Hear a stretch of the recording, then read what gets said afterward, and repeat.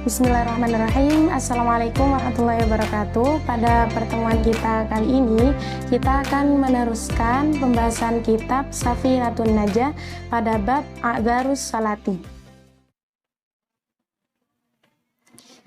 Bismillahirrahmanirrahim. Faslun A'dzarus Salati Ithnani An-Naumu wa Nisyanu. Uzur-uzurnya sholat itu ada dua. Yang pertama sebab tidur. Tidur yang di sini bukan sebab tidurnya orang yang lalai, yaitu contohnya tidurnya orang yang sebelum masuknya sholat. Dan orang tersebut ketika sudah bangun, itu sudah melewati waktu sholat yang pertama, maka orang tersebut dinamakan uzur sholat dalam bab ini. Sebaliknya, kepada orang yang tidurnya itu dalam waktu sholat, maka orang tersebut dikategorikan orang yang tidur dalam keadaan lalai. Untuk yang kedua, itu uzur sholat sebab lupa. Lupa di sini bukan lupa yang sembarangan, yaitu contohnya orang tersebut memiliki pekerjaan yang pekerjaan tersebut tidak bisa ditinggalkan, hingga orang tersebut lupa bahwasanya sudah masuk waktu sholat. Maka lupa yang di sini dikategorikan termasuk uzurnya sholat. Bismillahirrahmanirrahim. Faslun syurutus sholati tamaniyatun. Syarat-syaratnya sholat yaitu ada 8. Yang pertama, thaharatul hadatsaini, suci dari dua hadat. Yang kedua, wa taharatu anin najasati fi thawbi wal badani wal makani, suci dari najis baik di pakaian, badan maupun tempat. Yang ketiga, wasatrul aurati, menutup aurat. Ketika kita sholat dan aurat kita terbuka, maka kita harus segera menutupinya. Yang keempat, wastiqbalul kiblati, menghadap kiblat. Yang kelima, wadukhulul wakti, masuknya waktu salat. Waktu-waktu salat fardu di sini sebagai berikut. Untuk salat fardu, ketika tergelincirnya matahari sampai bayang-bayang suatu benda sama dengan benda tersebut. Untuk salat asar, ketika bayangan suatu benda sama dengan benda tersebut, tetapi hanya lebih sedikit sampai tenggelamnya matahari. Untuk salat maghrib, dari tenggelamnya matahari hingga hilangnya mega merah. Untuk salat isya, dari hilangnya mega merah sampai munculnya fajar shadiq.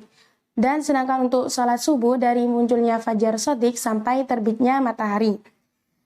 Itulah waktu-waktu yang harus kita ketahui untuk melakukan salat. Apabila seseorang melakukan sholat tetapi dia tidak mengetahui bahwa waktunya sholat itu kapan, maka sholatnya dianggap tidak sah, meskipun orang tersebut sholat di waktu yang tepat.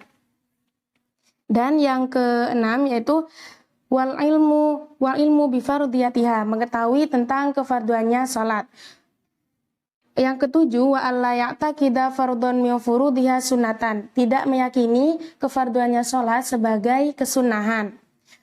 Yang kedelapan, wajtinabul mubtilati, menjauhkan suatu perkara yang bisa membatalkan sholat. Yaitu contohnya ketika kita sholat tertawa terbahak-bahak, dan makan atau minum ketika sholat, mengeluarkan satu kata pun yang bisa memahamkan orang lain.